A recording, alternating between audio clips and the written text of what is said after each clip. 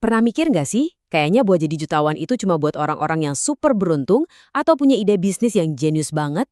Gimana kalau saya bilang sebenarnya ada cetak biru, ada polanya yang bisa diikuti siapa aja? Nah, hari ini kita bakal bedah tuntas sebuah sistem yang powerful banget buat membangun kekayaan satu persatu. Oke, coba deh pahami analogi ini, karena ini kuncinya. Bayangin pendapatan kamu itu mesin mobil balap. Mungkin udah kenceng banget. Tapi kalau tangki bensinnya bocor, ya kamu nggak akan pernah sampai garis finish. Masalahnya buat kebanyakan dari kita itu bukan di mesinnya, tapi di tangki yang bocor itu. Duit masuk, langsung nguap entah kemana. Yuk kita tambal kebocoran itu sekarang. Aturan main pertama, dan ini yang paling nggak bisa ditawar-tawar, kita nyatakan perang sama yang namanya hutang. Anggap aja ini fondasi bangunan. Kamu nggak mungkin kan bangun gedung pencakar langit di atas tanah yang goyang? Jadi kita bersihin dulu medannya. Ini bahasanya dalam banget ya. Lihat deh gimana cara mereka menggambarkannya perbudakan modern. Jadi ini bukan lagi soal angka di laporan bank, tapi ini soal kebebasan kamu. Hutang itu ibarat belenggu yang nyedot setiap energi, waktu, dan uang kamu yang bikin impian kamu ya selamanya cuma jadi impian. Jadi, siapa nih musuh utamanya? Nah, ini dia 3 serangkai jebakan buat pemula. Kartu kredit yang bunganya selangit, cicilan mobil yang bikin sesak napas, dan tentu saja rayuan maut, beli sekarang, bayar nanti. Semuanya ini dirancang cuma buat satu hal, bikin kamu tetap terikat dan gak bisa kemana-mana. Coba deh lihat perbedaannya. Ini kayak dua dunia yang berbeda banget. Di satu sisi, kalau punya hutang, kamu kerja keras banting tulang tiap bulan cuma buat bikin bank makin kaya. Setiap rupiah lebih yang kamu dapat, langsung disetor buat bayar bunga. Nah, di sisi lain, tanpa hutang, kamu kerja buat diri kamu sendiri. Setiap rupiah lebih itu jadi benih yang kamu tanam buat masa depanmu. Pertanyaannya simpel, kamu mau bayar siapa?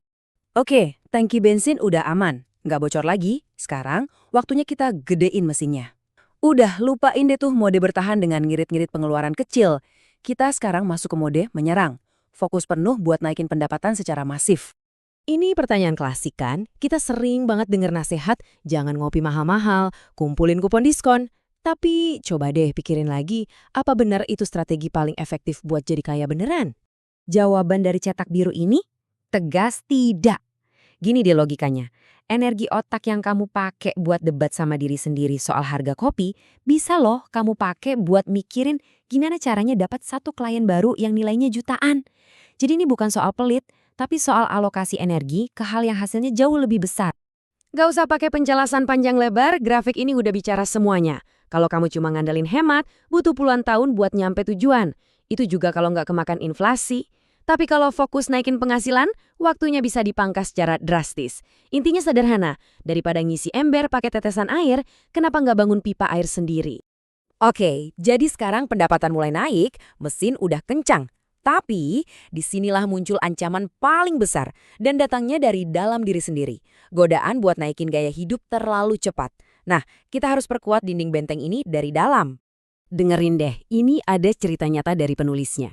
Ini pelajaran yang mahal banget. Waktu pertama kali dia dapat $100.000, dia langsung lakuin apa yang kebanyakan orang impikan. Pindah ke apartemen mewah, nyewa mobil keren. Dia pengen nunjukin kalau dia udah sukses. Dan ini dia ironisnya, penghasilannya ratusan ribu dolar, tapi ujung-ujungnya dia malah minus, terlilit utang $30.000. Kok bisa? Karena pas bisnisnya lagi agak seret, gaya hidupnya yang mahal itu nggak bisa direm.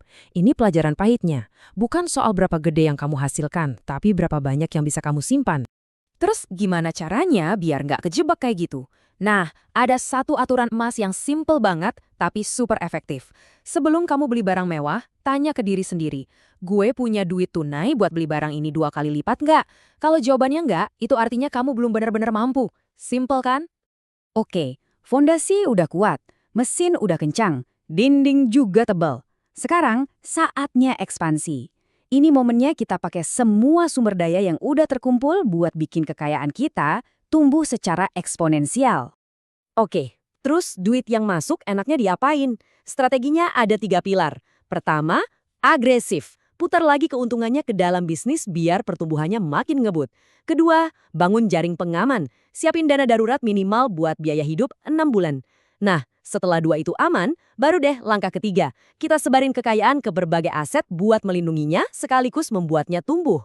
Nah, ini contohnya gimana kamu bisa nyebarin kekayaan itu.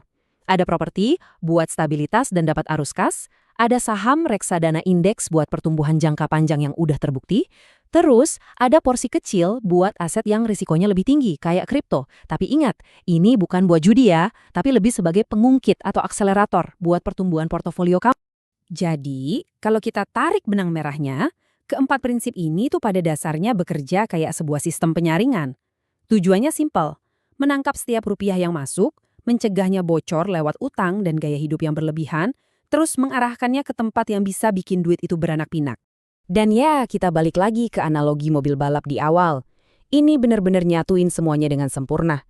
Kamu bisa aja punya pendapatan paling gede di dunia, mesin paling kencang di sirkuit. Tapi kalau manajemen keuangannya berantakan, kalau tangkinya bocor, semua kecepatan itu nggak ada artinya. Kamu nggak akan pernah sampai garis finish. Jadi, sekarang benteng keuangan kamu udah berdiri kokoh, fondasi udah kuat, mesin udah sangar, temboknya juga tebal. Pertanyaannya bukan lagi gimana caranya bertahan hidup, tapi apa hal besar berikutnya yang mau gue taklukkan. Nah, pertanyaan itu kami serahkan jawabannya ke kamu.